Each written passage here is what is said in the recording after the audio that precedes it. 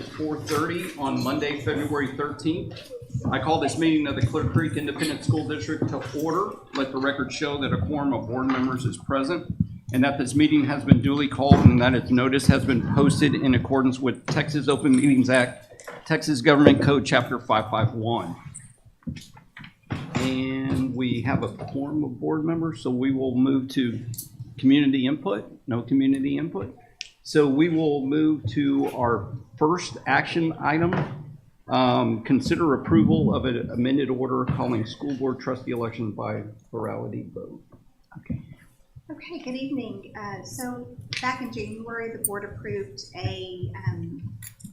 the order calling the school board election for May, and that order is required to list the early voting location. And so last week, Harris County notified all the districts or all the entities that they were working with that their early voting location has changed. So we checked with the Secretary of State, we needed to bring this back to you to have you approve it with the corrected early voting location.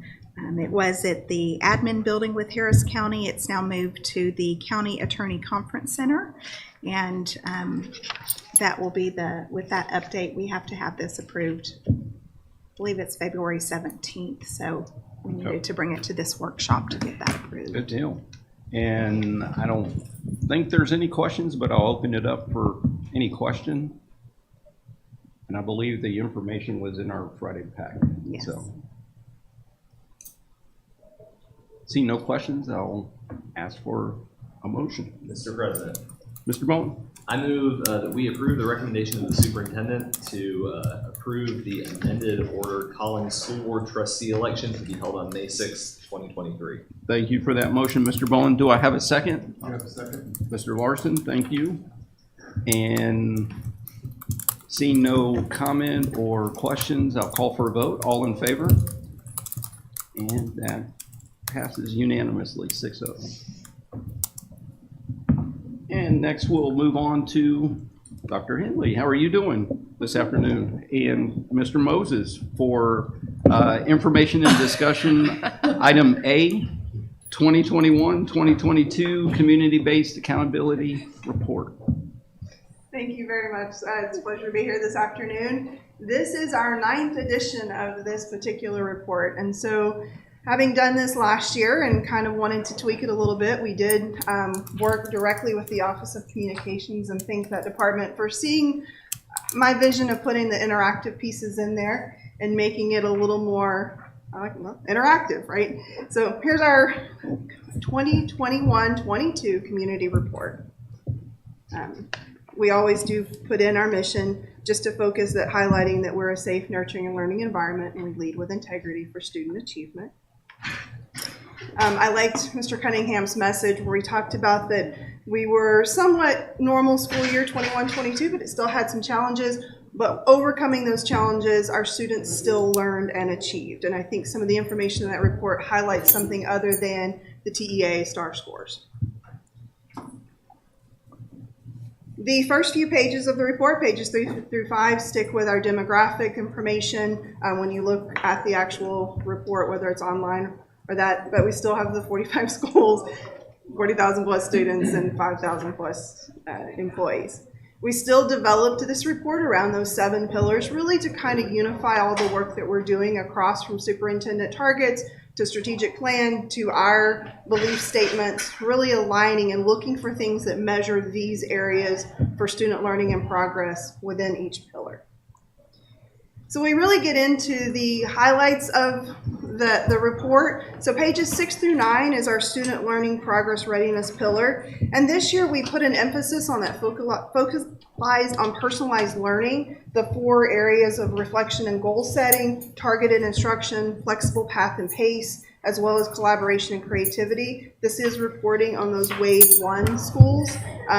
So we'll be adding updated information based on all of elementary's work in personalized learning.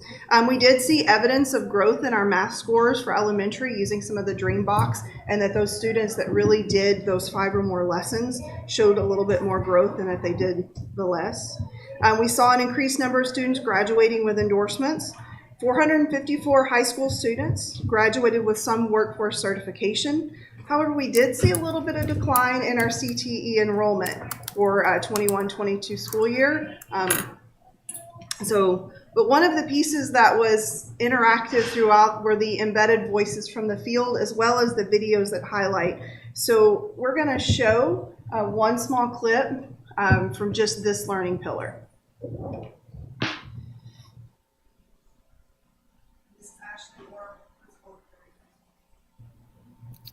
Hi, my name is Ashley Orr, principal of Clear Creek High School. At Creek, students learn by working collaboratively to connect existing knowledge with new concepts. We do this best when we offer students different approaches and opportunities for interactions with others. We measure progress by observing students in the classroom, analyzing formative and summative assessment data, and examining student work samples in our professional learning communities. We plan to continue to grow by leveraging collaborative learning opportunities as often as possible throughout the school year. Our successes this year included creating flexible learning spaces throughout the campus for students to collaborate in a casual, non-threatening manner with the desired outcome to extend learning while also preparing our students to work effectively on a team. Hi, my name is Ashley. The loop.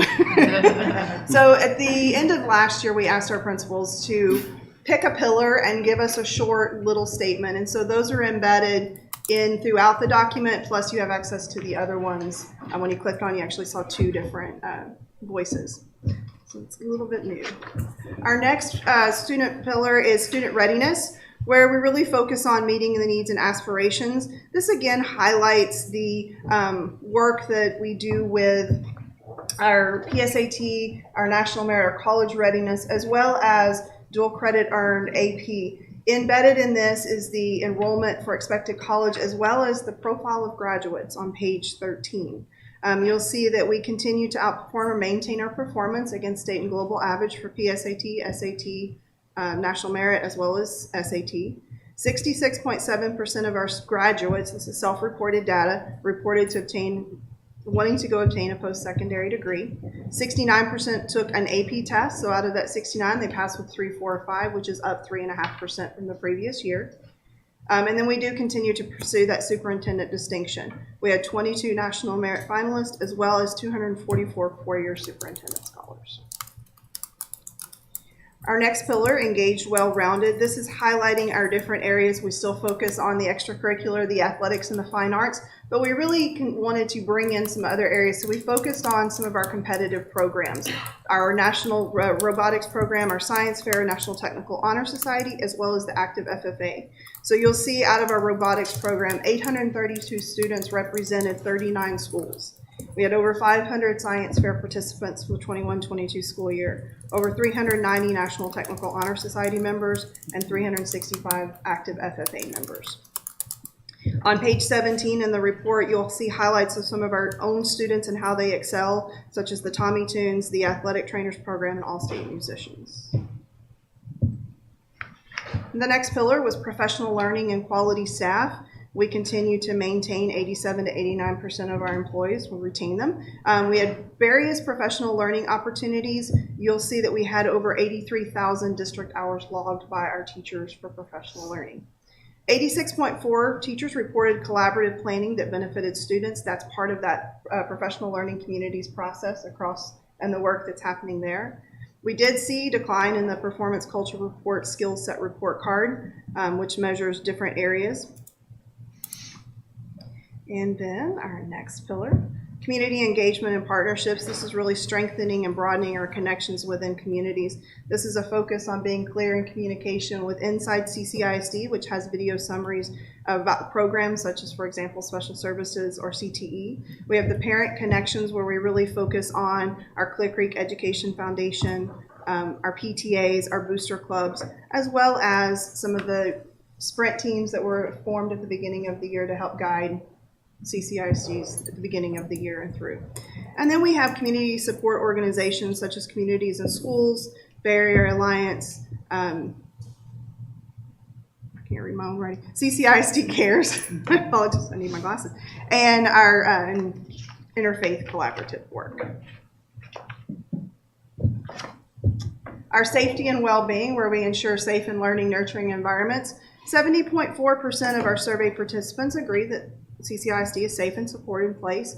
93.9% of our secondary students reported a counselor visit, with 88.4% of our elementary reporting it. And we had some physical school safety facts, including $35 million support for school safety, as well as the liaison and bringing back the watchdog program. And on page 24, you'll see that over 2,000 reports were made to the anonymous alert system.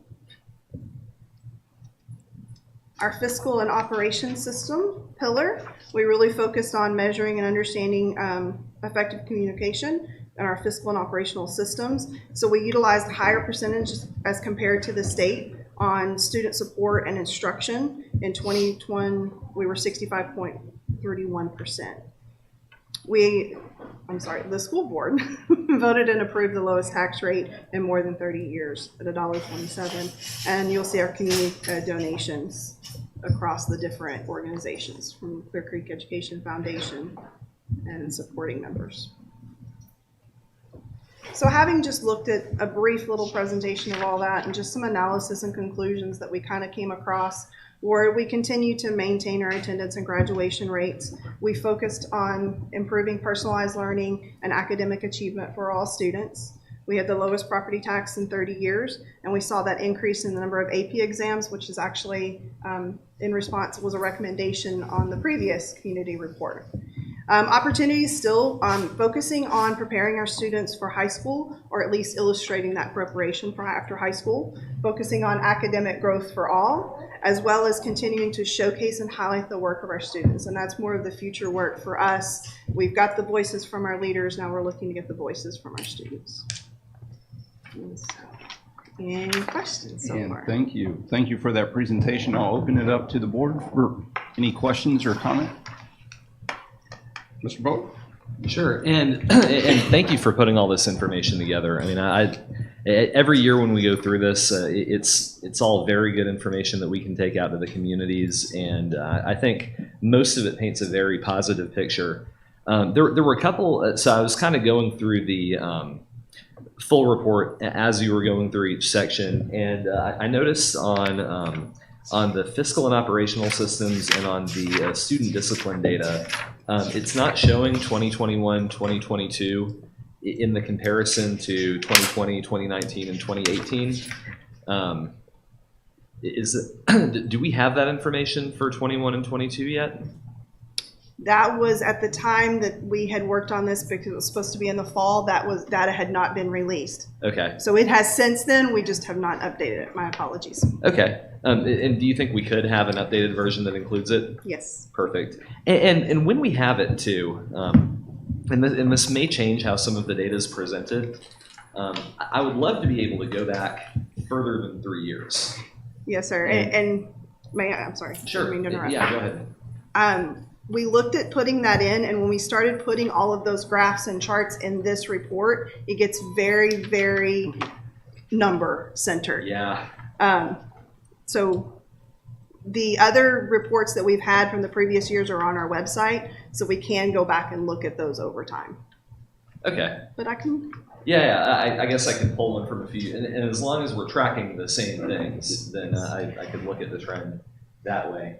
And then the other questions I had on Greenbox, you mentioned that that about half of the students are moving through the full progression in Greenbox. And maybe this is a better question for Ms. Hughes. They're taking all 5 lessons, or I guess are there only 5 lessons, or is it a minimum of 5 and they can take more? Well, it was a minimum of 5, and now it's 5+. We are pushing for 7 to 9 and to further in those lessons. So at the time in 21-22, it was 5. Yeah, it's increased. Well, yeah, I guess since I'm not familiar with this program really, I mean the data seems clear that the students who do take 5 or more lessons achieve a full year of growth, which is a huge testimony to how effective that program is, if it's doing what we think it is. So what is preventing the other 50% of students from taking that number of lessons, or is it more that they don't have, like maybe they haven't achieved that kind of growth and so they struggle to get through the lessons in the first place, so it's more reflecting their growth and not necessarily causing it? So in 21, 22, that was the case. I'm proud to say that now in tracking our data for this year in 22, 23, we can provide an update for you for that. We were tracking it with even some more dynamic data renderings that we have worked with the vendor as well as with our assessment team with. They are moving forward in their lessons, and all schools are showing that they were hitting at least like the 90% mark. I would say my last report that I can speak to is in December. I know we have another one up there, but I just don't want to. I know I have another update since then. I just don't want to speak to that here. I'm sure Ms. Powell is not here, but she can speak. I know to that specifically. But and we can provide an update to the board. Our students are, when we have a challenge that you asked, is what is the challenge? Part of it is certainly finding the time, staying motivated. Balancing that as a tool as well as the instruction. And so time is always an issue, but we have found ways for teachers that have really found ways to work with students to work on paths or make it happen in the classroom, as well as provide just celebrations for that progress as well. So maybe this is I don't know if this is normally done with this sort of thing, but do you guys have some kind of onboarding that you give new teachers to the district, maybe even new parents and students to the Dreambox software that kind of talks about what it's assessing, what it's intended to do, what does a lesson look like, how do you use it, that kind of thing?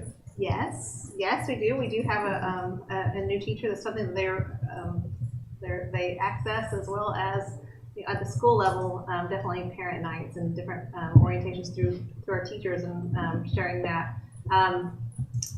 And it's changed over time. It's become more dynamic even as we go, and it's giving us better feedback as we go, and very aligned to the STAR assessment that's going to be coming up this year. So we're excited about that. But yes, I hear you on how to onboard. Yeah. We learned a lot from 21, 22. We're living in 22, 23 right now, and definitely can provide an update if that's fair to talk about curriculum and instruction for that. Okay, yeah, I guess what I was going to ask is if there's another one of those in the future. I know it might be helpful for me and maybe some of the others who don't have children using it right now to be invited to something like that, just so that we can see. It's a lot easier to picture something if you've seen how it works, you know? Right. Maybe we can get out to school to see it in action. Absolutely. And if I can say too, you may have seen it and not known you were seeing it when we go to the Leader in Me schools. They often, you might have heard of PMGT, which is the personal goal math time. And they often use that in those classrooms during the math time. So, but we can definitely give you some more information. Thank you. It's a very cool program. And I think the final question I had was on the CTE report.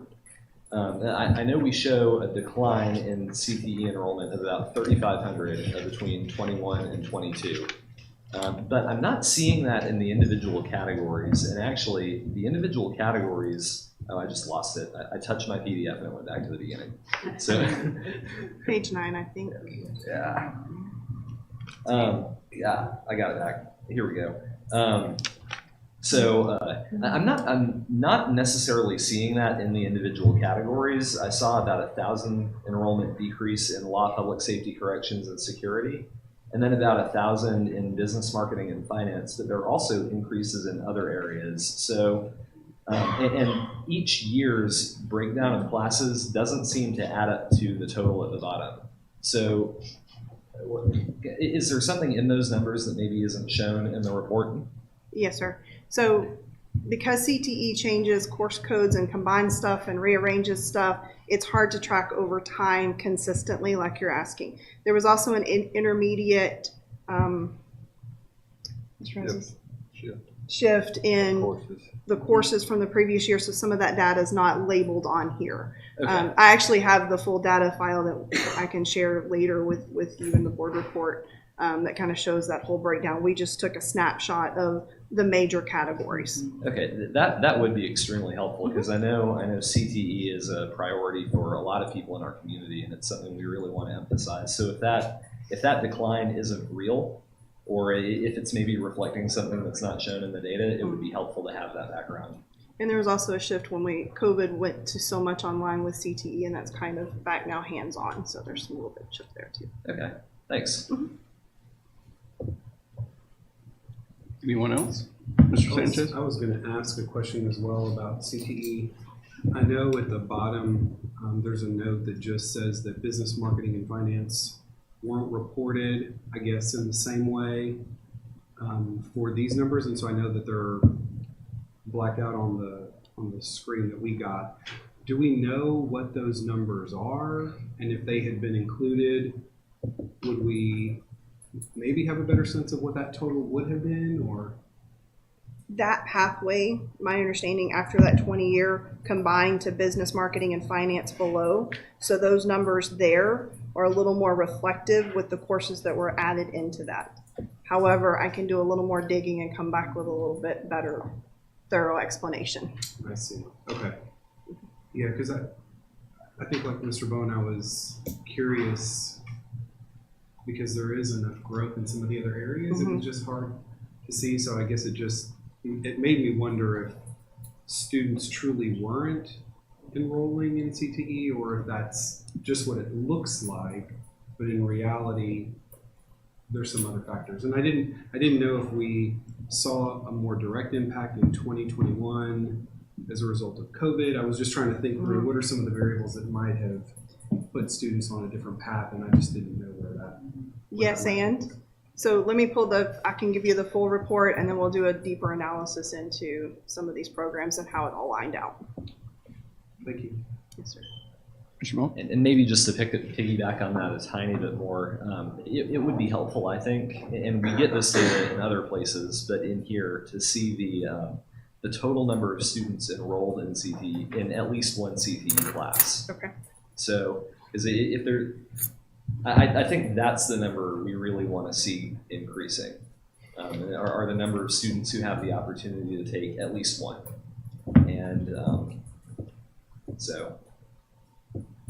Hopefully the data reflects that. If not, then this shows us where we need to improve. So, and that's good too. Anyone else? And I just had a quick question. The areas of the report card that showed a slight decline in student learning, what were some of those? And I guess what are the steps or interventions? I'm sure we're aligning those and wrapping those into some of our, PLCs and things of that nature. I think you had mentioned it. I'm trying to remember. You're going to have to help me refresh my memory. Okay. It was toward the end of your presentation when you said that snapshots of areas of the report card, and I apologize for not having it in front of me. Certainly we are, I'll just speak to the fact of House Bill 4545, right? Any student who was not successful has been placed in and had additional intervention and support for every student. That's one thing system-wide. And certainly coming out of 21-22, that was a significant impact for us, for sure. Yeah, and so I think for opportunities, we have that focus on academic growth for students for all, because it was a superintendent target, and just making sure we align our focus on growing all of our students across, not just looking at our SAT kids or our CTE, but everyone. And then just in general, thinking about START 2.0 coming in this year, Yes. right? That's going to The be new tests, the new accountability system, the new item types. New items, change of tests for writing and yourself. Yes. I know you really appreciate 5 years of consistency. we would We do appreciate too. that as well, but that is not going to be the case. But what is consistent is if a student is, if we see those gaps, that's something that's being addressed in the formal way, and also, and our teachers are working mightily to close gaps in every way possible. Okay. All right. Yeah, and going back to the, first time instruction, student academic growth, and the superintendent targets, I mean, we did, we're always looking for that growth and, looking at that. So I think just overall math, reading in every area, because we are concerned about some decline a little bit, possibly via COVID. So just overall looking at that improvement this year. Okay. Well, if there's no further question, thank you for that rundown for us. And then hopefully we'll get that additional information that Mr. Bowen had asked for, and I know Mr. Sanchez had mentioned as well. So, but thank you very much. Well, thank you for having me. I will work on that, and I apologize, I didn't mean to interrupt you earlier. No, don't worry. Yeah. So, And thank y'all. You're getting me the information faster.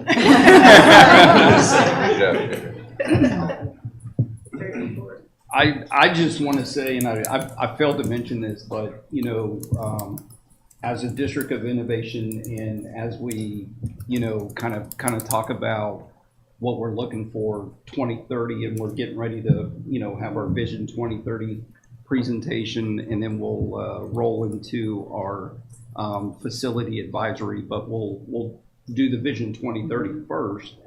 As we look at that, and as we talk about our profiles of a CCISD graduate, I know that's contained in the community-based accountability report, but it just kind of marries the two, so to speak, in kind of that next step, what we're looking for. We talk about it before. Earlier we kind of tackled in the fall the GPA and class rank, and that was to hopefully free up our students and allow them to explore areas for them to develop, areas that they're interested in, et cetera. That's why we're wanting to see that information in terms of CTE enrollment, in programs. We just kicked off at Clearview, for example, Ms. Speaks, we have the welding program and cosmetology and things like that. So, hopefully we want to see those utilized so we can go out in the community.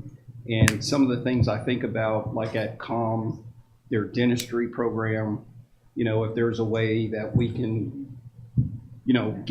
get some of our kids involved in that, and you just think of other areas, whether it's Sanjack, whether it's, wherever we could partner with, to not only give our kids these opportunities, but then help place them.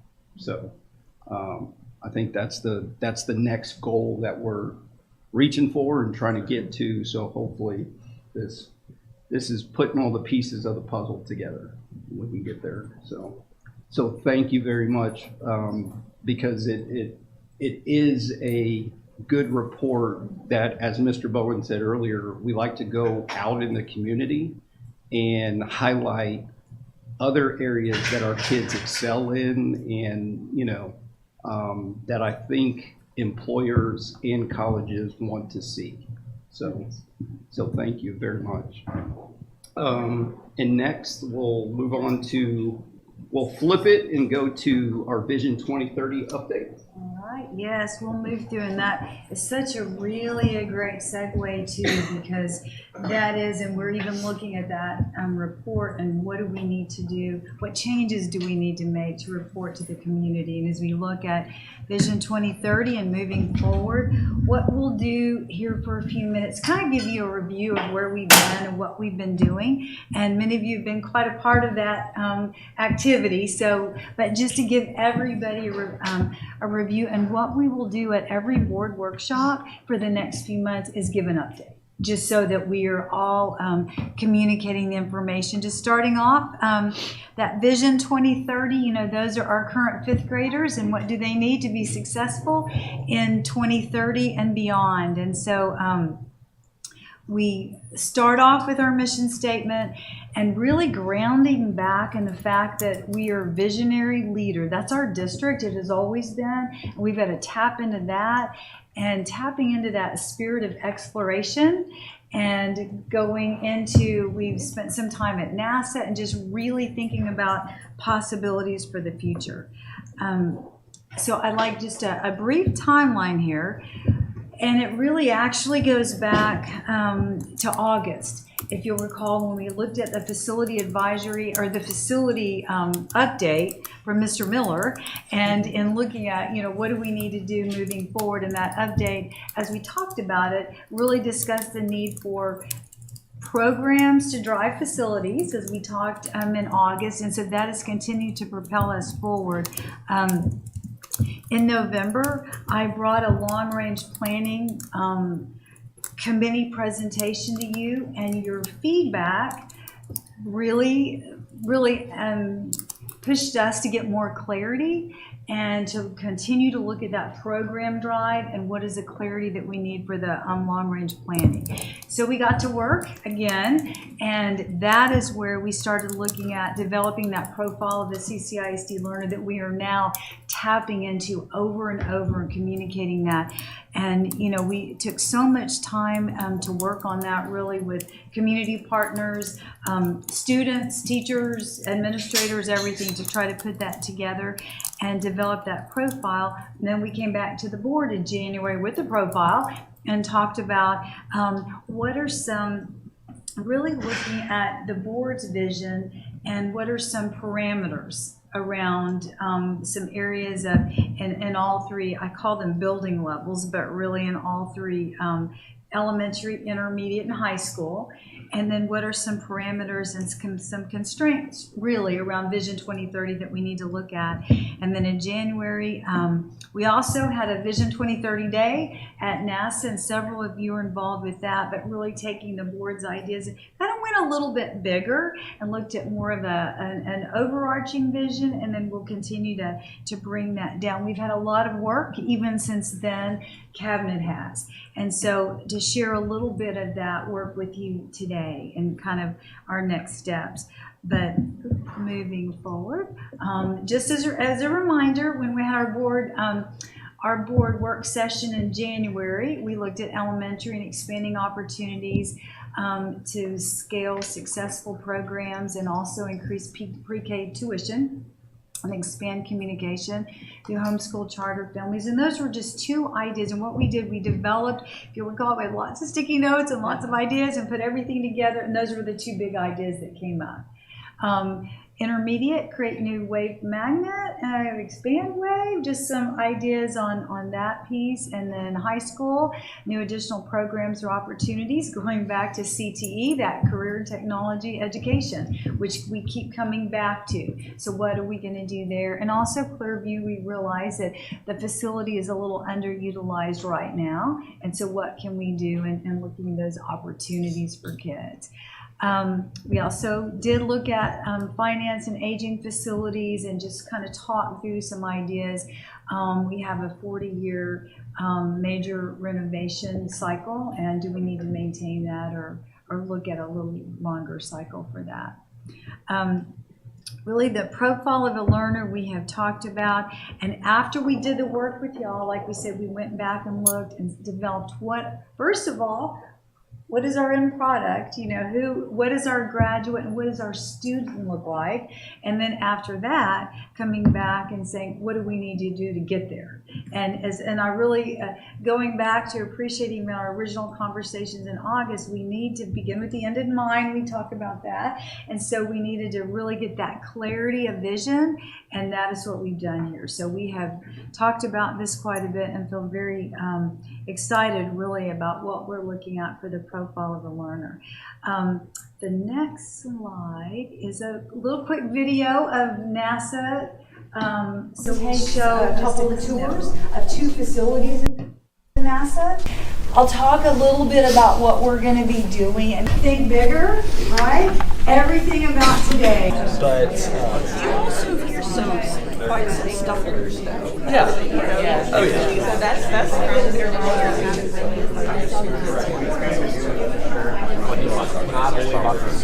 advantage of that through our CTE courses. So it's not offered to like not every student gets that, but if you take those CTE courses, you're able to be a creator and critical thinker. I think I learned the most in science just because there's more activities where you get hands-on and you can kind of just be yourself. Thoughts from the student panel and just in general about high schools. don't need the gap for because the high achieving gifted student is doing it for themselves. I work with in the spacewalk field, so a lot of what I'm doing right now is training to become an instructor to teach different classes about the spacesuit, and it is different systems involved.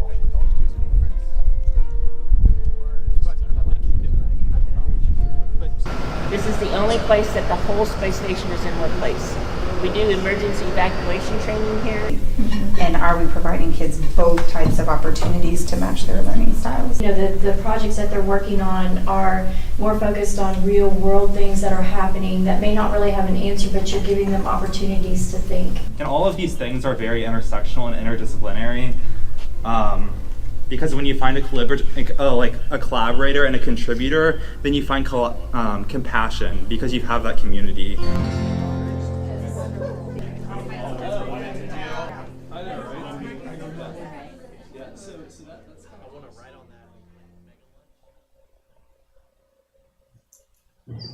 Okay, so that is just a snippet. We did do some videoing while we were there, but to kind of get an idea, a lot of deep thinking, a lot of engaged conversations, and really appreciate that. All of those sticky notes that y'all saw everywhere and all that conversation and the notepads, what we did is have a little bit of consolidation here to share with you.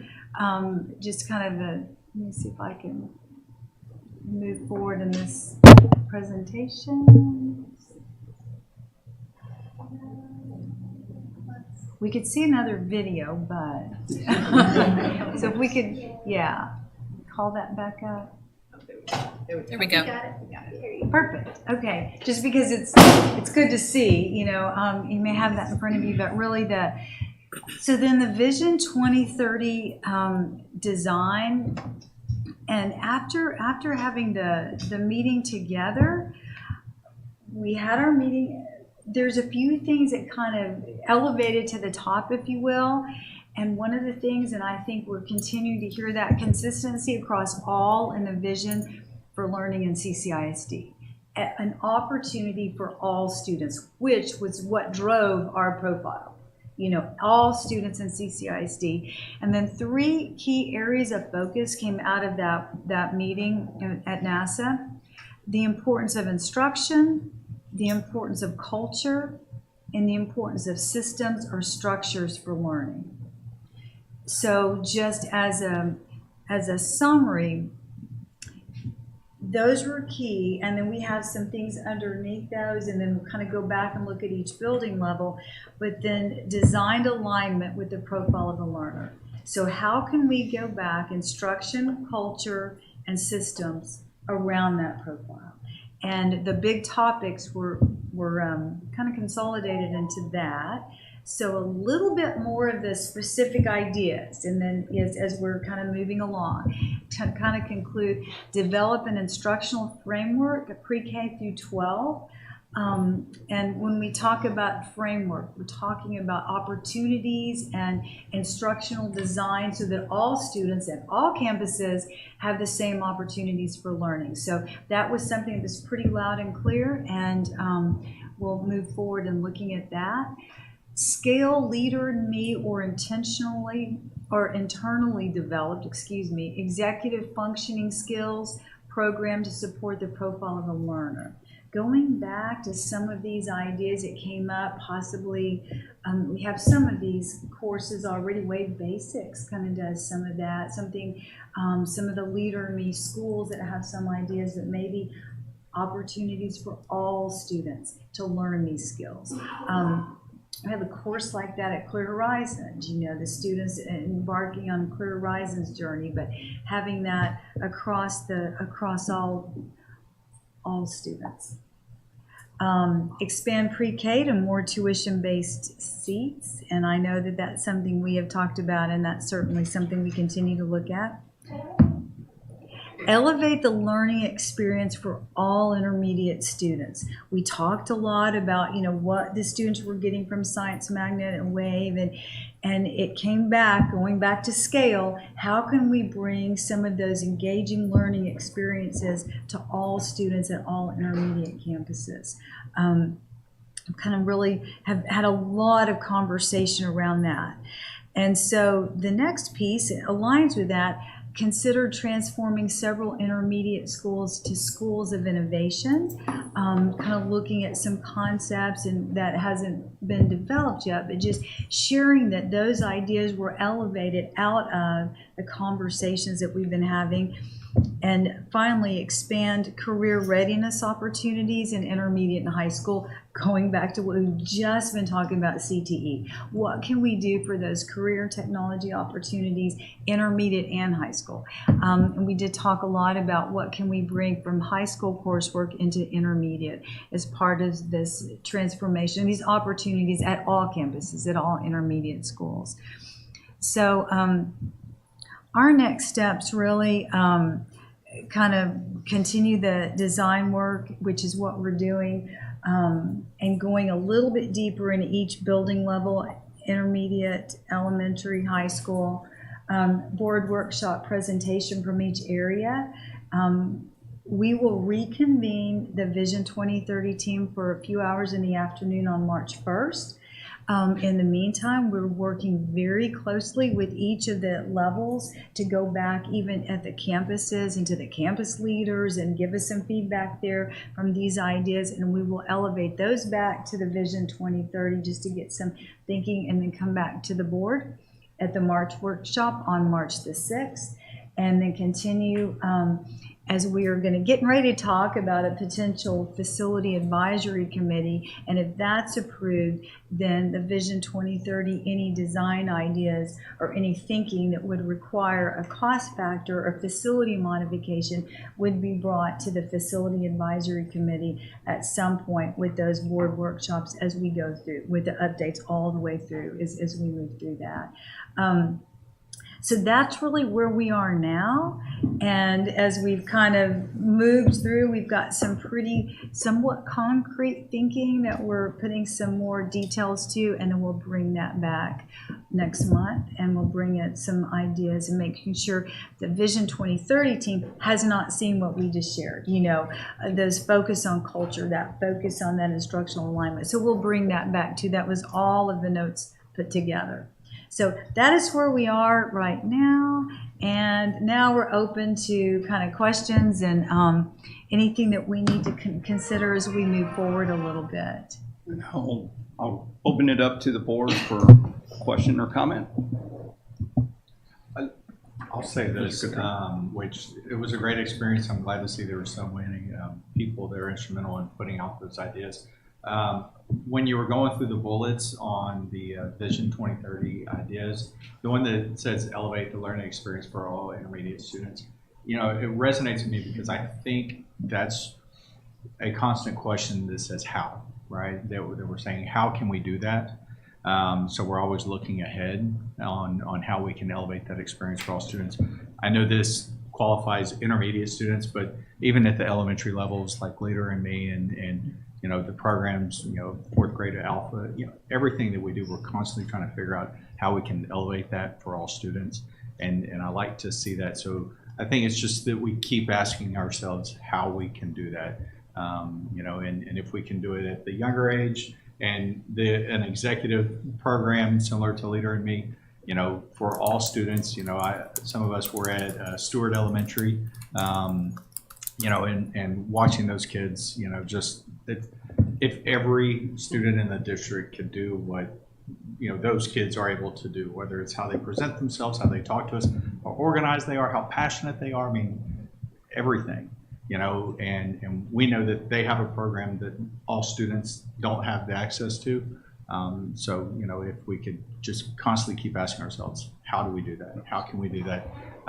Find those opportunities, find those programs. And I think that's, what we were trying to do, and we'll get there, and, in 2030, we'll be saying, how can we do it for 2035 and 2040?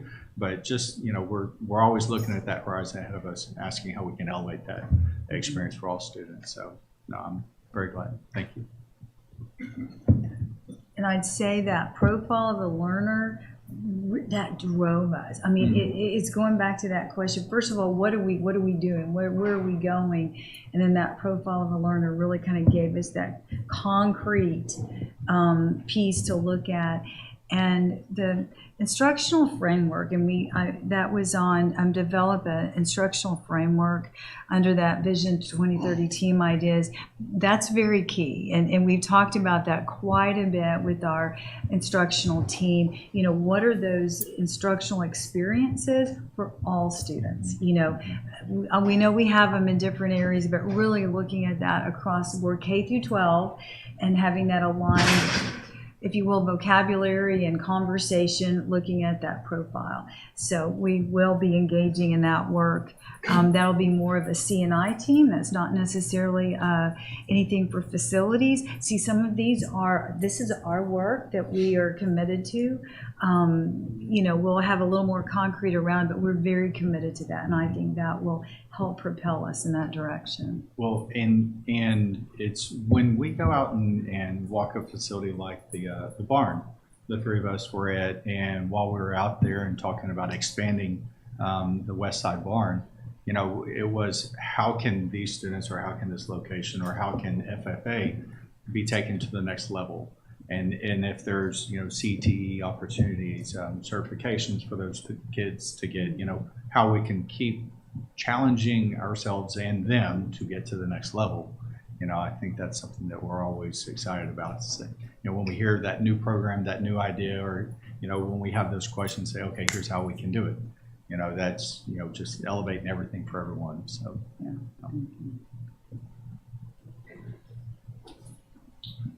Mr. Sanchez? Dr. Engel, do we have any insight from other districts that have expanded pre-K, and what that, from a tuition-based perspective, and what that could look like for us? I'm wondering what the reporting requirements are, the process, I think, through TEA, ultimately knowing that there's always a little uncertainty about what does it look like, about how many students are going to join us each year at the kindergarten or pre-K. I'm just wondering what insight we have from some other districts already. Me too. There are some districts that have, certainly San Antonio is pre-K for all, right? And there's some larger urban areas that have taken on that initiative. Our goal is to start, if we were able to start, as we have already. We have up to 100 students right now that are taking advantage of it with a rate of $300 a month. It's the lower end of what we can charge by the state, so that's something that we look into. We also look at expanding that to make sure we're covering costs and meeting those needs. But it's been highly successful. A lot of our parents want them to start in the program, start with their siblings, and have that experience and have the full day opportunity. So there are many districts who have already implemented more classrooms. It may, San Antonio is the only one that I know that it's for all in a larger scale. And we've definitely talked with folks from that area to talk about some of the struggles. There are some administrative and some business office pieces that come along with that, even what we've done so far. But we'd like to continue to prospect and name those sites early enough so that families can make their decision. Oftentimes we wait until our enrollment shakes out to say, okay, now we have a spot for pre-K slots and now you can come in, and the waiting list is long and parents are frustrated. That's not where we want to be. We'd like to be ahead of the game and say, we're going to start in the next upcoming year with these locations that have shown great interest, and get ahead and offer that and learn from that study. So more than what we are currently have been allowed to do. I was checking to see how. Oh, sorry. Well, and Ms. Blumenthal has done a lot of work on this. appreciate the Sorry. potential, but then I also was just thinking process, like what is this going to look like? Thank So you. we have that as one of our legislative priorities is for them to fund a full-day program.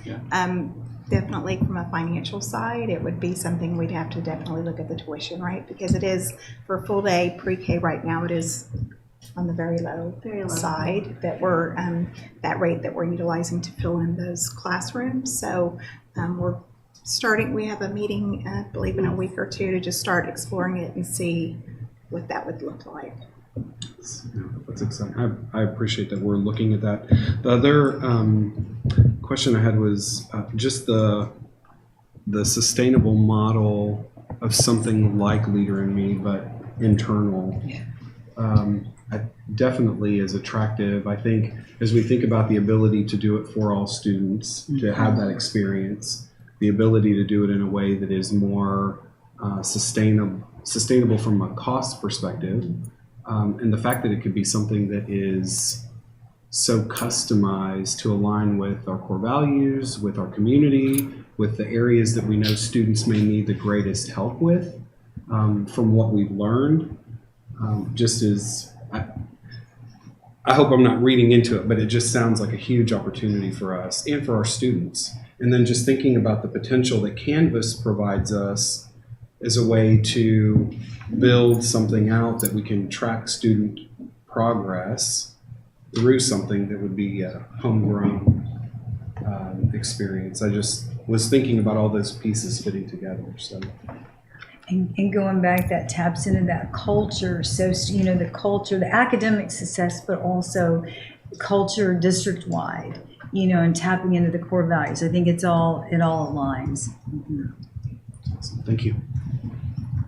Mr. Bowen? Yeah, I also am pretty excited about that because, and I don't know if that's something that has to be embarked on immediately, but the concern that I think people in the community and us sometimes always have about these programs is that they are national programs. They're intended for a national audience. So even something like Leader in Me, someone digs through what's happening at a school out in Minnesota and finds that they're introducing some things through Leader in Me that are not consistent with our values here, and it becomes an issue even if it really shouldn't be. And so anytime we're part of national programs like that, I think even national schools of character, the core values, and those sorts of things, they're all like we're kind of the flea sitting on the end of the dog's tail with some of those things. And anything we can bring in-house and really define for ourselves, I think is going to be a strength long term. And we kind of found that with the reading academies.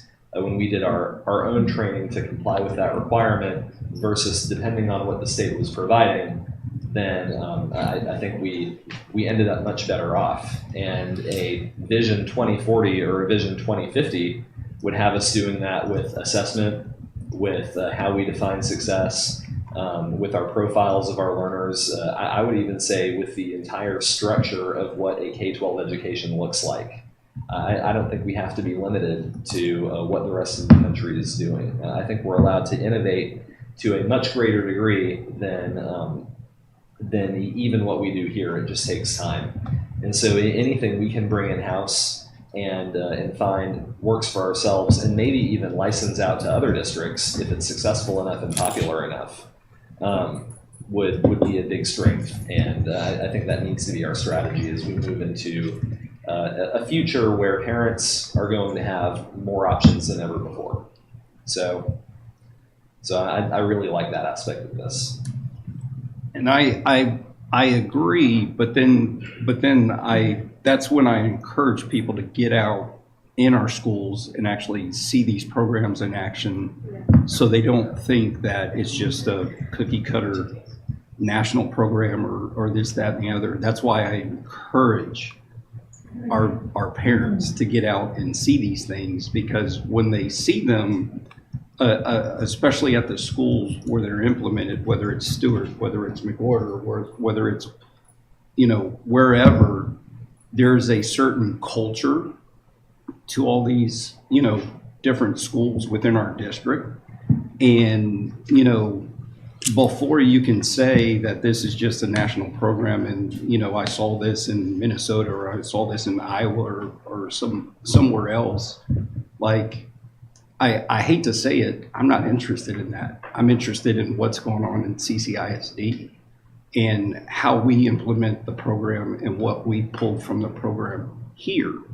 So I think they'll be impressed that we do that currently. We do that right now. A couple things that I just wanted to highlight when we looked at the Vision 2030, and Dr. Engel and myself, we had the opportunity to address some doctoral students at Texas Southern University, and some of these same things that were up on the screen in terms of how to establish culture, how to establish, you know, systems for learning and instructional supports, not only for your teachers, but also for your students. So we highlighted PLCs and some other areas, but these were questions that we were getting from administrators that are from Humboldt ISD, from Cy-Fair ISD, from Spring ISD. So it's not unique to just what we're doing here in CCISD. I think you're looking across the city as other districts are looking at how to implement their own version of, you know, Vision 2030. And, you know, it's funny, but when I looked at the screen, those were some of the same questions we were asked. What is CCISD doing in terms of, and we did mention, you know, the work that we're doing for Vision 2030. I also, as I look out in the audience and I see a lot of folks, whether it's Dr. Staley, Ms. Speaks, you know, Dava West, etc., were involved in that. Thank you, Elena. Thank you, you know, Arturo, for securing the venue, because I think that set the tone for, you know, the collaboration and the vision, and just, you know, not thinking about here, but how do we get those students worldly, wherever they decide to go, whatever they decide to do, they're going to be successful, and they have that foundation behind them to be able to do that. So thank you to you both for setting that up, and thank you everyone who had the chance to take part in that. It's exciting because this kind of reminds me of our strategic planning, you know, almost 10 years ago, I think, when we first kicked that off. And I think that, you know, we're putting together the building blocks that, you know, are going to set the tone for where our district goes in the next 5-10 years, you know, et cetera. And it is exciting, you know. So anyone else? I guess we will move on to facilities. Thank you, and we'll bring an update next month. Okay. Thank you. Mr. Miller will take over with the facility advisory recommendation. In an effort to support the work of the Vision 2030 committee and to ensure that we address the capital needs of the district for the next 3 to 5 years, we've prepared a draft facility advisory committee charges and guidelines document for your review and comment. It's broken into 3 main sections: general overview, organization, and committee charges and guidelines. I'll go over some high points on this under general overview. As I mentioned, the committees to formulate overview is to formulate recommendations on how to best meet the district's facility, transportation, safety, and technology needs, consistent with the district's strategic plan, which would also include the Clear Vision 2030 committee. The committee will consider the district's facility assessment report, which is what was referred to back in August, as well as the Vision 2030 design team recommendations, enrollment projections, financial data, and public input prior to making any recommendations to the board. Just a reminder in this document is that the FAC serves as an advisory committee to the board. The board has the authority to accept, reject, or modify the recommendations from the committee. CCISD administration will support the FAC by providing members information, subject matter experts, and answering questions as needed. The organization of the committee, we're estimating 80 members at this point. Board of Trustees to appoint 14 members, looking to have 5 members from previous Facility Advisory Committee to provide some history and context. Superintendent appoint up to 5 staff, 5 students, and 7 community members, and the remaining 44 positions would be selected through a public application process.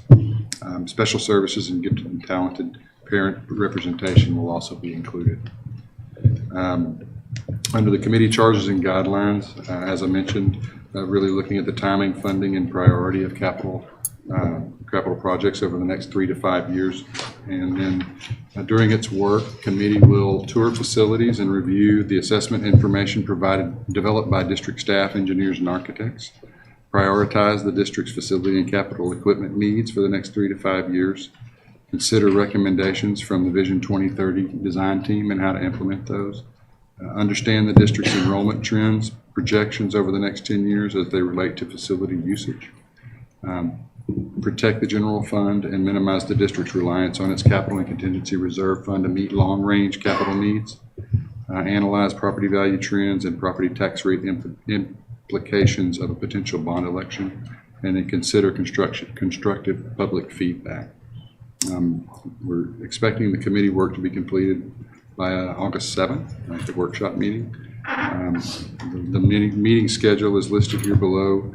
Shows all the different meetings that we're proposing as part of this for your evaluation. And with that, open it up for comment and suggestions. I'll open it up to the board. I had a quick question, Paul, on the first bullet point on the second page, when touring facilities, are those going to be held on the same days as the meetings? Generally or different are. days? Okay. We schedule the meetings at the locations that we're planning to have the tours. Gotcha. Unless the committee decides they want to have a tour of a specific facility that's not listed. That's generally how we have historically done it. Fantastic. Thank you for clarifying that. Also, I wanted to highlight and thank, I think it was Mr. Larson, that when we were doing the Vision 2030, that asked, instead of looking at a 40-year, what about a 50-year, extension on those buildings? I think that kind of helps us set the tone for, for the committee. So I just wanted to thank Trustee Larson for that suggestion. Anyone else? Mr. Moen? Sure. So I guess my comment on this, in looking at committee processes that we've done in the past, I would like the opportunity as a board. I mean, I know we're probably going to be updated as this is going on, but the committee is going to be meeting long enough that I think it would be reasonable at certain points in this process to maybe have a checkpoint vote among the board. Because what I don't want to have happen is for the committee to get to the very end of their evaluation, put together a report and give it to us with maybe not a lot of input from the board. And then at that point, we have to kind of take it or leave it. And if we decide to leave it, or it's very hard to make modifications to it, then we will have wasted a lot of people's time. I think it would be more constructive if we have some opportunities as a board to give feedback to what the committee's considered and recommended so far, so that if we think they're headed in the wrong direction, then we can course correct before they're done with their work. And then kind of related to that, when we do that, I think it would also be useful to have maybe a menu of options prepared by the committee. And that way they're not making hard decisions about do we include this, do we not include this major thing, do we take on priority 2 items or not. That's the sort of decision that eventually is going to come before the board. And so it would be useful to give them that feedback sooner rather than later so that they can incorporate it into their final reports. I mean, is that kind of what the committee is planning on doing, or how do you see that working? Generally, the process has historically been done a little differently than that. I think we could probably figure out some way of providing that kind of input. A lot of times the timing of that with the public, you also bring in the public and you have town hall meetings and you're kind of getting some public feedback from that as well. It does get a little tight as you run through that process. Certainly regular updates to what's being discussed. Ultimately, the way that the current schedule has it laid out is as we're preparing and trying to solicit information from the Vision 2030 committee, the first few meetings are going to be primarily focused on the assessment, whether it's critical infrastructure or all the different things that we had in that original assessment, focusing in on those initially, and then really working with the Vision 2030 committee to work through any major projects that come out of that, if any, or any impacts that might have. The timing of that, we could work that into the schedule here where we could do a board update and provide feedback back to us to bring back to the committee for sure. As it gets further along, the more information we would be able to provide in an update, right? But we could certainly incorporate that into the schedule. Yeah, I guess here's what I want to avoid, because the final deliverable of this committee is a bond proposal, which has, because I think we're all assuming that's what's going to be needed, which will have a project list. So just like bond committees of the past have done, eventually they will give us a list of projects and a number that they want for the next bond election, and then we would take a vote on whether to move forward with that or not. And what I would not want to have happen is we get our final list, we get our final number, and we haven't had a whole lot of input in the process, and they're just kind of trying to read our minds about what we would or wouldn't vote for, and then it gets in front of us, and for whatever reason, maybe a project we really want isn't included. Maybe the overall number is too big. Maybe we don't feel like we can justify some aspects of it to the community. Whatever the reason is, we have to vote it down or make major modifications as a board before we vote on it. And I think it would be a lot better if at regular intervals, the committee and the board were working together to make sure that we're in agreement at every step along the way. And that way we don't end up with a final vote that we have to take or leave or make major changes to, like we have in committees in the past. Are you done? Yeah. Okay. Can I jump in real quick? Only one sitting board member was here when the last bond was passed, and that was you, Jay.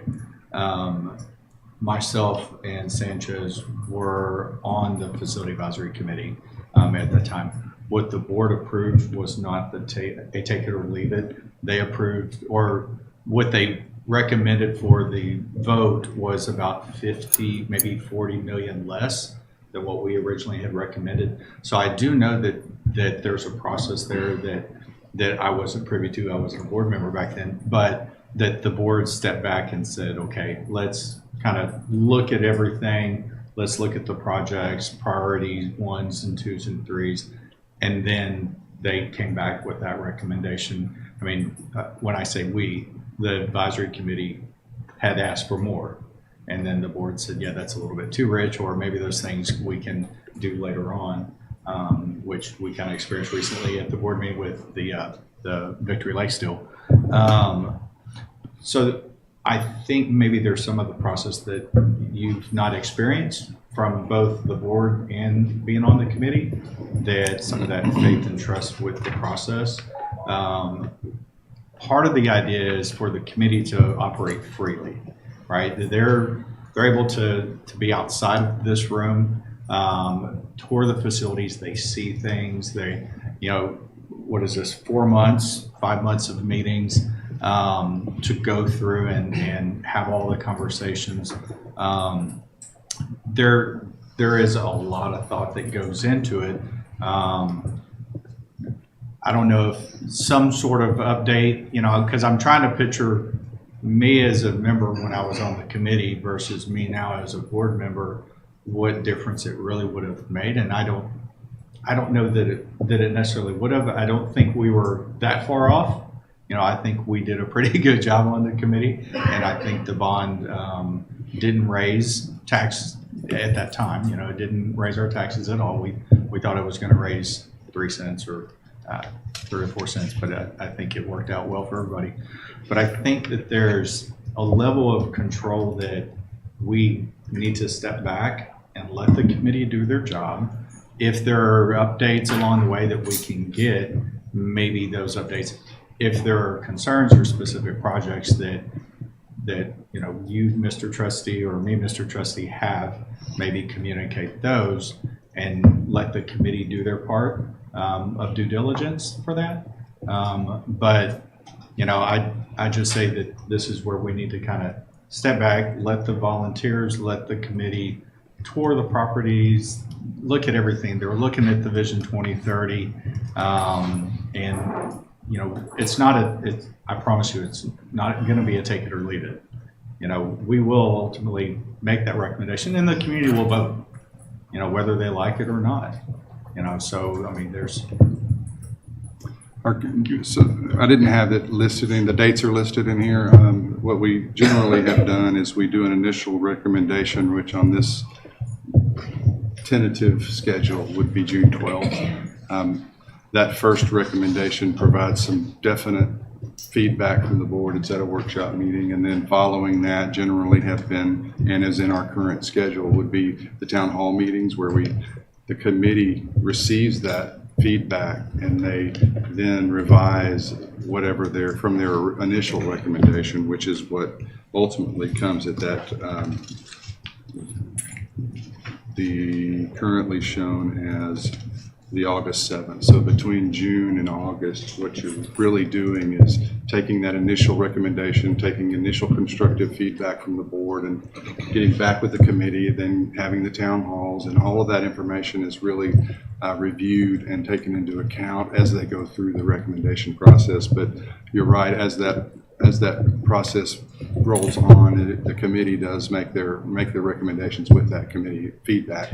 Of course, from a timing perspective, it is true that the board receives that and can modify or reject or accept or those kinds of pieces. And we have, I think the last one we did do a last minute change where we made some modifications for purchasing a property versus actually renovating an old property. So some of those things are working real time as we go through the process. And of course, updates would be our typical oversharing information as we go through that, right? We want to make sure that you're kind of up to speed on everything that's being discussed. Certainly as we get into Vision 2030 and those things that are coming in and what we think might be the impact of that, and making sure that there's clarity on that. And I would say us being on this side of things this go round, the town halls are a great way to kind of have a pulse on things being said.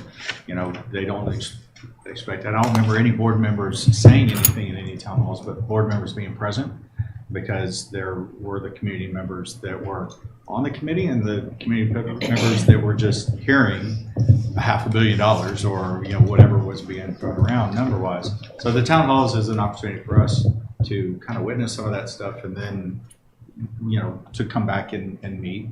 You know, I'm sure we'll all have our constituents and people, you know, telling us yes and no, and, you know, things that they like and dislike as well as along the way.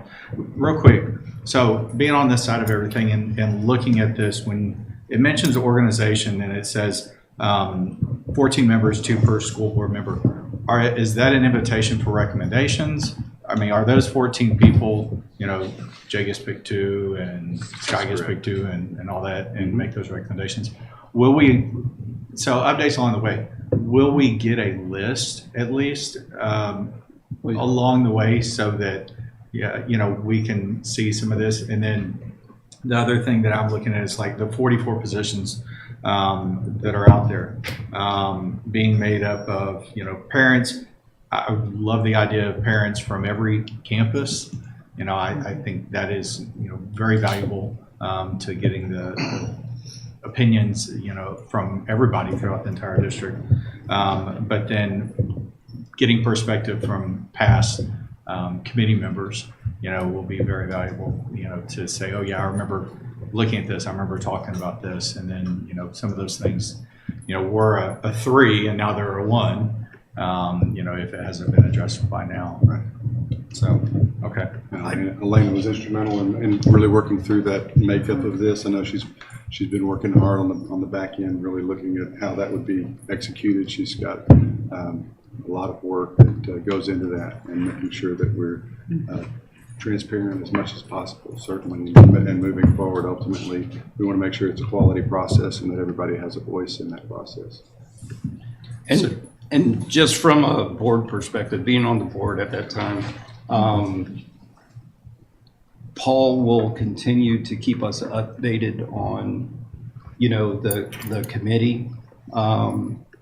As I recall, and this, for whatever reason, this just jumped into my mind. McWhorter. When we looked at that school, and the report said something 120 points of entry, right? Whether those were doorways, windows. 100 what? 131. Okay, yeah. 131. I've slept since then. Yeah. But, and then I believe you included pictures of some of those facilities. You included pictures of, some of the roof, other things, so we could see, in case board members weren't able to make that, and since we weren't really on the committee, to kind of make us aware of what the committee was looking at and what they were doing. And, I just say that I feel that process will be probably a little more refined, because we've looked at best practices and things of that nature since then.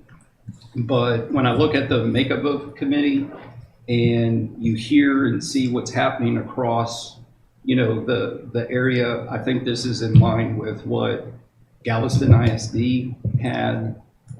Dickinson, I believe, had a similar makeup. I recall last time we pulled in, people that were even opposed to, a bond or spending any money in terms of anything on our schools. We're going to continue to do those things. We're going to continue to, try to bring folks in so they can see for themselves. Now, whether that changes their mind or their opinion, that's completely different. But at the end of the day, we have to provide a safe, secure space for our children.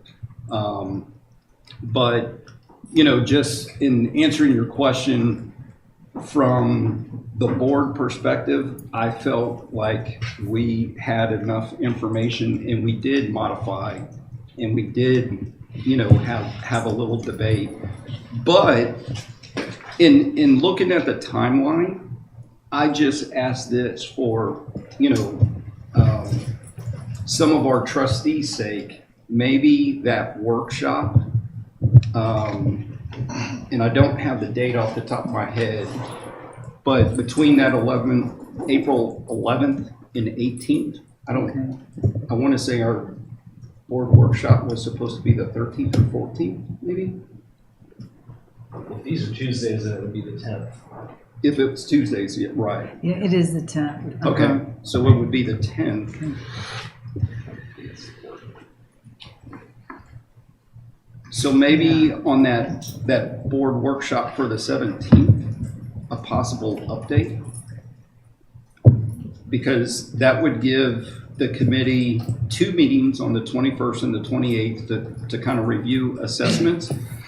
And then that gives around 2 weeks for them to actually have their first initial meetings and able to see some things.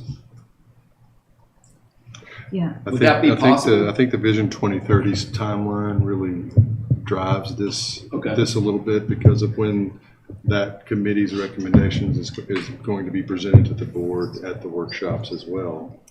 On April 10th. That's what we were looking at, to try to have all of that work done by April 10th.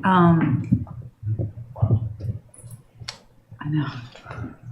Well, then would May Would that be a possibility? So the way that, again, this is only a draft, right? Just dropping in kind of what we think we're going to do. We had 3 meetings earmarked for Vision 2030, including an initial one on the 4th to really present them information, just get them primed for that, and just make sure what they would be likely to see, but knowing that the board hasn't actually received that information yet. Then on the 11th is another Vision 2030 review, and then an as needed on the 18th. So those 3 meetings are slotted for Vision 2030 discussion. There's a lot of work that we would need to do depending on what recommendations come out of that committee to provide accurate and reasonable information on what the impact might be. So there's that work going on behind the scenes as we start getting some clarity on that Vision 2030 and what it means. And then how does that get presented to the committee so that they can make an informed decision. And that same information would be shared with the board as they do the same thing in their committee, in their workshop meeting.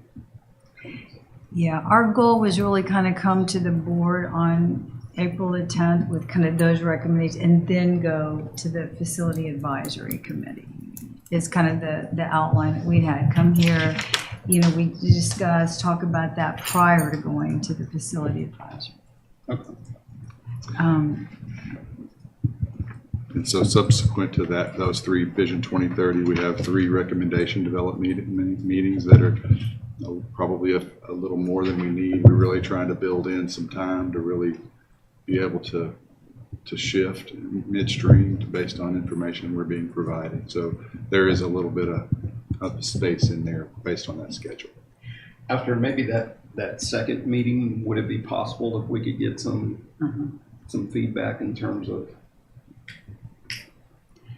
And I'm even looking at April 10th. I mean, just because the Vision 2030, but it could be that you could get an update on the committee too at that point, like we've done tonight. I think Ms. Paulson. Oh, I was just going to mention it's not detailed in the committee charters and guidelines that we could provide. The committee won't even get to drafting recommendations until further into it. So they'll have a couple of sessions to start drafting a recommendation. And so we could look at when that falls and have that opportunity to come to the board. We would not take anything out to the public without, you won't be surprised. And so you would have those opportunities to provide feedback well before we go out for public meetings. But there are like these 3 sessions of the committee drafting recommendations, and maybe we plug in some opportunities to come back to the board between that and the final. Okay. So we will put that in. Okay. And I remember doing those as well in this room. And somebody else had a spreadsheet, maybe it was Paul Clardy, that had the spreadsheet that showed the dollars. And as we were like, well, add this, okay, now subtract this. And it was like, the Price is Right. It's called the Matrix. But it was going the whole time to help us on the committee look at that big number. And we weighed all that, in those decisions. One last question. When do you need the recommendations from us as far as people that, we would like to recommend to be on the committee? There's not a date on here. If you can informally send them as soon as possible under the assumption that the board will take action at the next school board meeting. Okay. I'd like to be able to get out the communication the following day because they meet in earnest after spring break. Sorry. So before the February board meeting? February 27th? If possible, yes. Yeah, Monday.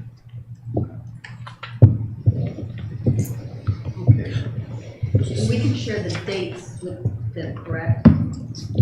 Can we share this information? Yeah. You're right.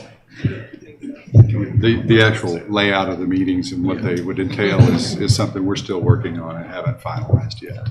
The last thing I wanted to ask a question about, and this is about one of the charges, and we kind of talked about this at the last board meeting, but where you say protect the general fund and minimize the district's reliance on its capital and contingency reserve fund to meet long-range capital needs.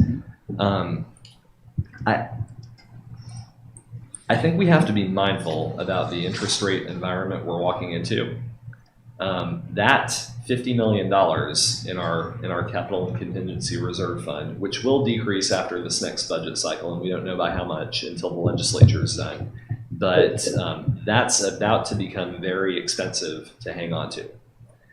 Because it's as long as that money is sitting in that account, we would be borrowing new money at 5%, 6%, I mean, whatever the interest rate is at that time, in order to use it for capital projects, while that money is sitting there not earning that much interest. And so I know we have to preserve some amount of an emergency fund. But I think we do have to think pretty hard about how much of a balance it really makes. It made a lot of sense to maintain a large contingency balance on bonds that we're paying 1% interest on. It doesn't make a lot of sense if the interest rate is a lot higher. Because, I mean, you think about $50 million borrowed at 5% interest is $2.5 million a year that we would be paying in interest just so we could hold on to that money in that fund.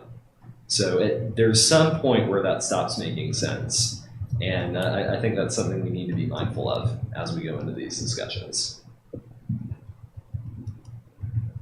Right, we are earning more interest on that money now that interest rates have risen, so it is coming up, but definitely we'll have to watch what we're paying out on new debt as well. The other area that we have to watch is the state's guarantee, because that's has been capped with the PSF, and so we're watching to see what happens with that, because that can affect the interest rate as well. Thanks. The language that we're using is minimized as opposed to not limited. Yes. And it's generally going to be certainly something that's talked about, and we'll go over these with what that really means, because we do utilize it for capital in certain circumstances that you can't use money from bond sales to do that. That are also capital needs that we also have to do, and then of course the contingency piece. So we try to explain that, what we try to do with that, and protect it. And we'll talk some about the general fund outlook and what that might mean. That's all part of the committee's presentation, that we give them that information so they have a full picture of what the overall position of the district is. We kind of go over the varying buckets of the tax rate, the general fund, and what bucket that comes in, what comes out of each bucket. So all of that information is provided and supplied to them so they understand what we mean by what we have in the charges. Thanks. And I do think too that what Ms. Benzi put in the Friday packet, just with those fund balances, we'll continue to, I really appreciate that, and that was a request. So we'll continue to provide that information as we move forward, because it is critical what those balances look like. So we'll be sure we're transparent and updated on that. Thank you. Thank you for those. Mr. Sanchez? Just one thing, Mr. Miller, I think as I was listening to Mr. Bowen and Mr. Cottrell, I think one of the other biggest differences between the last time we did this as a district is just the state's requirement for what the ballot would ultimately state, and how items are separated between special and general. The statement that this is a tax increase that gets included from a committee perspective, facility advisory committee perspective, helping them understand from the beginning how decisions that they make and recommendations they make will ultimately be put into those two buckets. Is that right? Mm-hmm. There's several. There's the technology and in any of your district level performing arts centers or stadiums. All of those will be explained as they begin to develop a recommendation. Then you kind of talk about, well, that recommendation puts it in its own referendum. Really, that part of it, we wouldn't want to jump ahead and tell them that information. We can explain it to them as to what the ballot language is required to say. But once they begin to really start evaluating what they would like to recommend, we would separate those out and track them individually, which is going to be a little challenging on the formulas, but we'll figure that part out ultimately, because we want them to see the overall picture, not a by possible referendum, if we even get to that point. I think it's not insignificant from what previous bond or previous bonds before that. That's right. Look like from a process standpoint, and the state's kind of insurance to make sure that these are divided that way, and it ultimately gives the voters that ability to select certain things to support or not support, regardless of what the committee brings forward and the board votes on. Right. All right. Mr. Larson? Yeah, I've got a few questions. I guess the first question is the 44 positions that we're selecting through a public application process. What's the timeline on that? When does that get announced, and when do those people get picked? Do you have an idea on that? I can answer that question. So the board will take action on these charters and guidelines at the next school board meeting, and the plan is that following day to start sharing out the communication and soliciting applications. And then we have a process that we would be able to pull them on that Thursday before we leave for spring break and notify them, because when they come back, we have to meet. Is that a lottery process? Okay. Yeah, I'm sorry, I don't have the calendar. No, I know. Let me get my calendar. Yeah, just roughly. So the school board will consider the charges and guidelines at the February 27th school board meeting. On February 28th, we will be able to publicly announce this committee, and then applications will be due by the 8th of March. Okay. And then we will notify them by the 10th of March before we leave for spring break. Got it. Okay, so my second question, and it's really almost more of a suggestion. I've heard a lot of concern about the interplay between the board and this committee. And I guess I'm getting pretty comfortable with the idea that there will be enough of that the committee will be able to bracket the board in terms of what our desires are and what our concepts are and what we're willing to vote for and maybe not willing to vote for.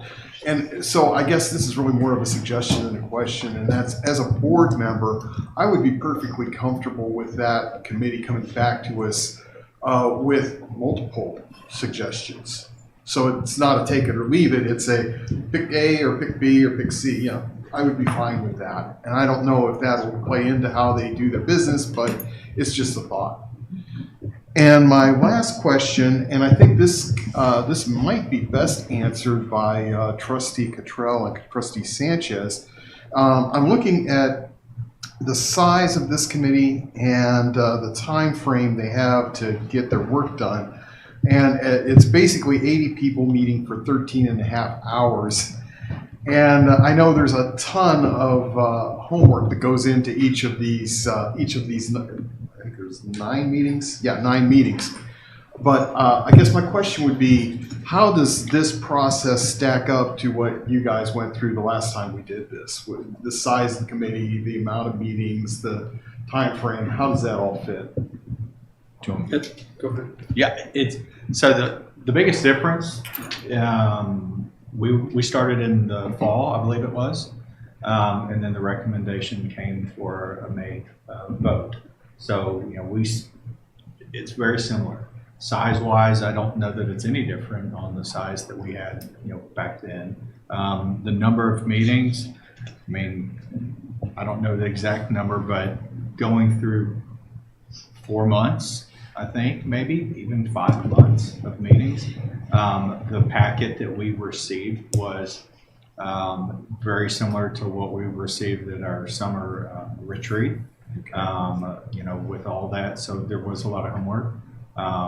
Information, population growth, program growth. We had everything from developer, predictions. So, I would expect this is going to be very similar. Just the only difference I see is the timing. Okay, that helps a lot. Thank you. Mr. And so here's an obvious question I just haven't thought to ask yet. So we're voting. A final recommendation is made to the Board of Trustees on August 7th. So is this intended for a November election? Okay. It is. It is assuming a November election. So that the The requirement for calling the election is, I think, August 20th, based on the uniform election date in November, which is, I think, the day before the regular board meeting in August typically. So we moved it back to the workshop meeting. I assume that if something happened, we would have to call a special meeting if it were unable to achieve that at the workshop. But based on the leading up information that we're expecting to provide you guys, I wouldn't expect that to be the case. But that's what this schedule is based on. Okay, so this will be on the same ballot as the City of Houston election and things like that. That's interesting. Why a November election as opposed to May? Is that a new state requirement? Or no, it really, from our side, I'll speak for our side, is really looking at that 18-month infrastructure pressure and really wanting to make sure that we have enough time to design, acquire, and do those things that are critical to us to be operational in time before we really start to experience some of the negative effects of that. Really, that's really it in terms of. So it is basically just to get it done more quickly so that we can enter into the process pretty much immediately for some of those priority needs. Right. Okay. While also providing time for the Vision 2030 committee. Well, we put them kind of a few meetings back so that we could knock out the detailed infrastructure discussions and priority needs and those kinds of pieces that are based on assessment information and life cycle. And then as soon as they can provide us information, we're starting to feed that into the committee so that we stay on the timeline. Okay.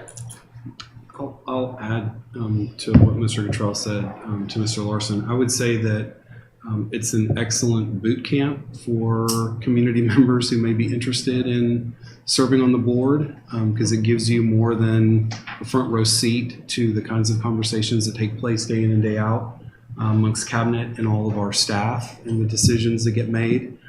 And I think the dates only reflect a fraction of the time commitment. Because there is a bit of preparation if you're going to come prepared to contribute to some substantive discussions.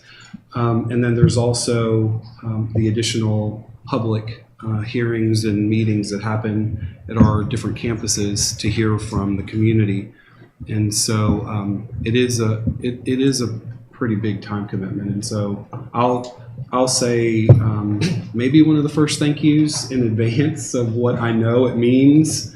For everyone, it starts to fill up a number of evenings a night over several months in preparing, and that doesn't even include all the work that's happening, every day to kind of synthesize the discussions and information that take place on all the campuses that prepare to host the group as they go through. So it's definitely a significant undertaking, and so I would just say thanks in advance to everybody who will contribute and play a role. It's not for the faint of heart, and I don't think we would do it without having lots of information and preparation so that everybody feels like they can make the best informed decision about what's best for the district and for the community. So thank you. And it's important as a board member to go to those town halls to, see, not that you're interjecting or getting involved, but you're seeing, the discussion, or you're hearing different groups talk about,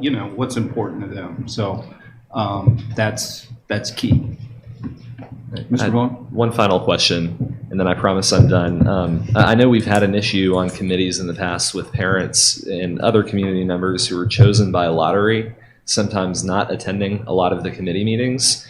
Do we have a process, if we start to notice that happening with some of these committee members, do we have a process for replacing them? Not written, but if you'd like, we can add that into the charges and guidelines. But in the application process, we list out the dates and we articulate if you can't make all but one, please consider not applying. It is just the nature of the beast on that. I do think that the committee is larger than we've ever had before for this process. I think it should be okay. If you would like, we can give the superintendent the ability to fill that position.